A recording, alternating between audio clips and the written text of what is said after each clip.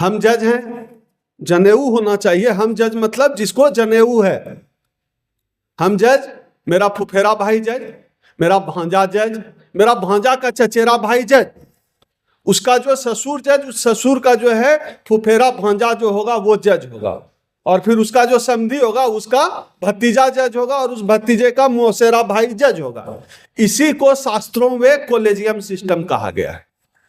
हमारे बाप दादा ने अपना खून बहाया है, पसीना बहाया है, तब हमको इस देश का यह जो अर्जित लोकतंत्र है कोई घंटा बजा के भीख मांग के नहीं मिला है। हमारे बाप दादा ने खून पसीने से इस देश को बनाया है और इस देश के लोकतंत्र को खड़ा किया है। उसे लेकर जाएं कि आज के बाद ये मुद्दे छूट गए या ये नए मुद्दे हैं, इन मुद्दों पर बात हो तो उस पर भी चर्चा करेंगे। बाकी भाषणबाजी तो चलता ही रहेगा। एक बहुत महत्वपूर्ण व्यक्ति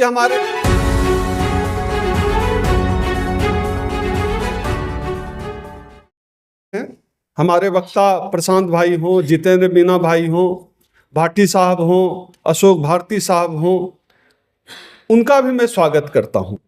मैं स्वागत करता हूं तमाम कर्मचारी पदाधिकारियों के जितने नेता हैं उनका भी मैं स्वागत करता हूं, और उन लोगों का भी स्वागत करता हूं जो यूट्यूब और फेसबुक पर वीडियो और पोस्टर देखकर आए। इससे पता चलता है कि आपकी जागरूकता कितनी हाई है, आप कितने जागरूक हैं। बहरहाल मैं जिन मुद्दों पर बात कर रहा हूं उन मुद्दों पर काम करते हुए मेरा भी 2 दशक हो गया। भागलपुर से शुरुआत की थी और यहाँ अभी हम लोग यह कार्यक्रम कर रहे हैं। साथियों, हम सब की जिंदगी में जो भी बदलाव आया है, जितने लोग यहाँ हैं सभी लोग लीडर हैं समाज के। हम सब जानते हैं कि हम सबों की जिंदगी में जो भी बदलाव आया है वो बदलाव आया है आरक्षण की वजह से।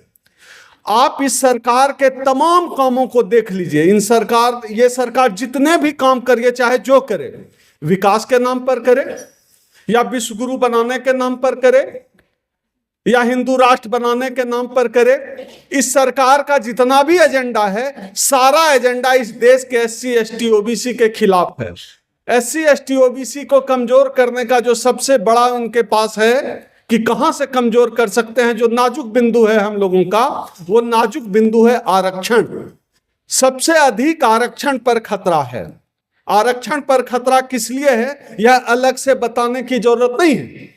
आरक्षण पर खतरा इसलिए है क्योंकि उनको बहुत दिक्कत है कि ओम सुधा के दादा भैंस चराते थे, ओम सुधा कोट पहनकर यहां भाषण दे रहा है।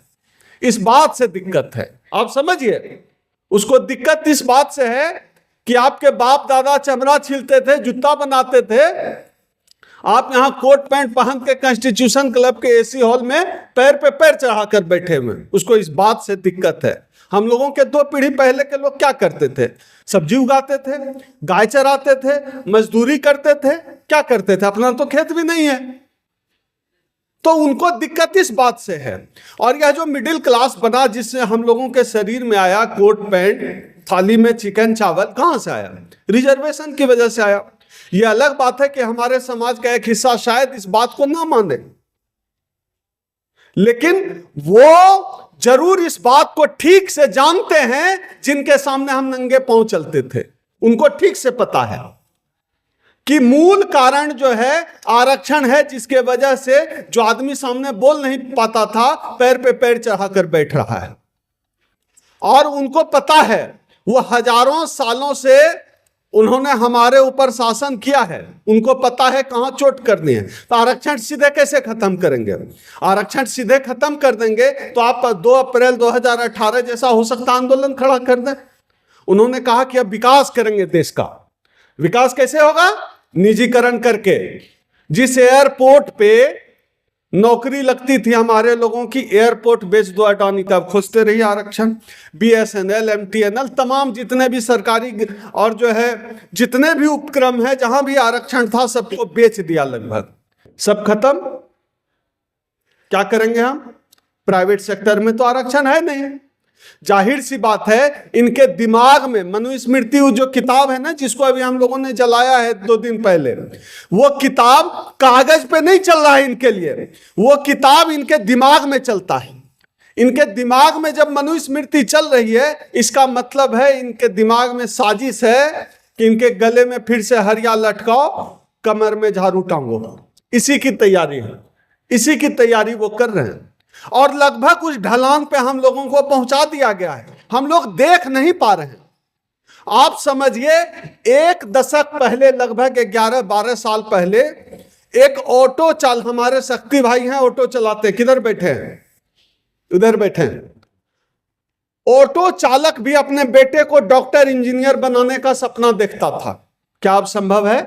देख सकते हैं आप अपने बच्चे को डॉक्टर, आप सरकारी नौकरी में तो नहीं पढ़ा सकते हैं, 40-40 लाख फीस है। और ये सिर्फ अभी जितेंद्र भाई हैं हमारे, जितेंद्र मीना भाई मेरे बड़े अभिन्न मित्र हैं, प्रोफेसर हैं, बताएंगे कि नई शिक्षा नीति से क्या हो गया। तो सर, जो मैंने शुरुआत में बात कही, इस सरकार का हर स्टेप सिर्फ SC ST OBC को कमजोर करने के लिए है। हर स्टेप सिर्फ SC ST OBC को कमजोर करने के लिए होता है। कॉलेजियम सिस्टम का मसला है, अभी हमारे मौर्या साहब आ रहे हैं, वकील साहब बताएंगे। हम जज हैं, जनेऊ होना चाहिए। हम जज मतलब जिसको जनेऊ है। हम जज, मेरा फुफेरा भाई जज, मेरा भांजा जज, मेरा भांजा का चचेरा भाई जज, उसका जो ससुर जज, उस ससुर का जो है फुफेरा भांजा जो होगा वो जज होगा, और फिर उसका जो समधी होगा उसका भतीजा जज होगा, और उस भतीजे का मौसेरा भाई जज होगा।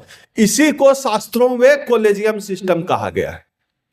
और ये जो पूरा जलेबी घुमा हुआ है, इस जलेबी में हमारा रस नहीं बह रहा है, उन्हीं जनेऊ वालों का रस बह रहा है। इस जनेऊ में हमारा रस नहीं है भैया, हमारा तो रस निचोड़ लिया SC ST OBC समाज का, हमारा कुछ है ही नहीं।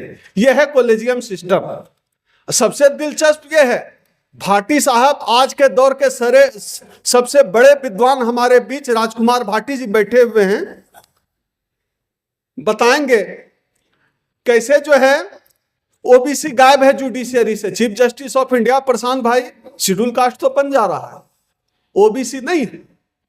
हम विशेष रूप से इस पर भी चर्चा करेंगे। OBC समाज के बहुत लोग आए हैं कि chief justice of India OBC नहीं है, केंद्रीय विश्वविद्यालय में वाइस चांसलर OBC नहीं है, मीडिया में जो 8 बजे हम लोग मुंह खोल के बैठ के डिबेट देखते हैं इतना बड़ा, वहां एंकर OBC नहीं है, कोई प्रवक्ता OBC नहीं है। कहां है OBC? न बिजनेस में है, कहां है OBC? OBC कांवड़ लेके जा रहा है देवघर, OBC कांवड़ लेके हरिद्वार जा रहा है, OBC घंटा बजा रहा है। शेड्यूल कास्ट की स्थिति इतनी खराब नहीं है, यह सच है, हम सब जानते हैं। लेकिन OBC में जो बदलाव की लहर आई, अभी मैं भाटी साहब को कह रहा था कि आपने बड़ी क्रांति कर दी, बहुत बड़ी लकीर खींच दी। अब जो ये बदलाव आ रहा है बहुत सकारात्मक है, और इस सरकार को इसीलिए डर लगता है, इसीलिए 2 दर्जन से ज्यादा मंत्री बनाए जा रहे हैं OBC के। तो मंत्री बना देंगे, लेकिन इनसे पूछिएगा कि कास्ट सेंसस कब कराओगे, तब गोलमोल करेगा। कराएंगे तो कराओगे, तो उसके बाद का क्या आइडिया है? क्या जाति के आधार पर आबादी के हिसाब से भागीदारी दी जाएगी? कास्ट सेंसस होगा, वैसे क्यों कराओगे कास्ट सेंसस? तो इसका कोई जवाब आपको ठोस ठोस नहीं मिलेगा। अब एक सवाल आता, अभी मैं तमाम मुद्दों पर 30-30 सेकंड में बात कह दूंगा तो विषय प्रवेश हो जाएगा। अभी जैसे चांद पे रोवर गया था, रोवर खराब हो गया तो इसरो के वैज्ञानिकों ने कहा कि हम रोवर को ठीक कर रहे हैं।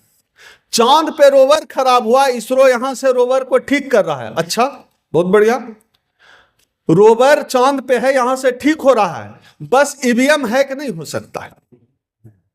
दुनिया का सबसे बड़ा टेक्नोक्रेट एलन मस्क जो है बोल रहा है कि ईवीएम टेम्पर्ड हो सकता है। अमेरिका का राष्ट्रपति बोल रहा है ईवीएम टेम्पर्ड हो सकता है।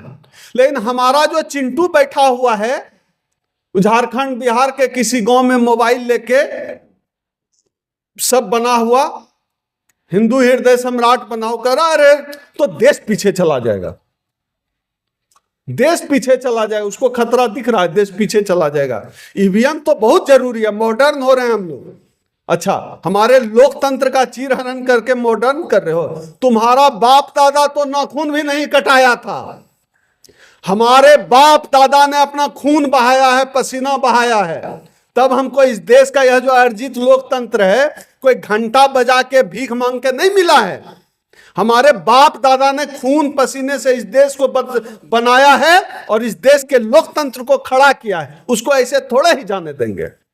तो जो ईवीएम की लड़ाई है बहुत बड़ी लड़ाई है, और आज से 1 दशक पहले ईवीएम सिर्फ हम जैसे लोग कह रहे थे, अशोक भारती जी लोग कह रहे थे, भाटी जी जैसे लोग, प्रशांत भाई, जितेंद्र, हम सब लोग कह रहे थे ईवीएम ईवीएम।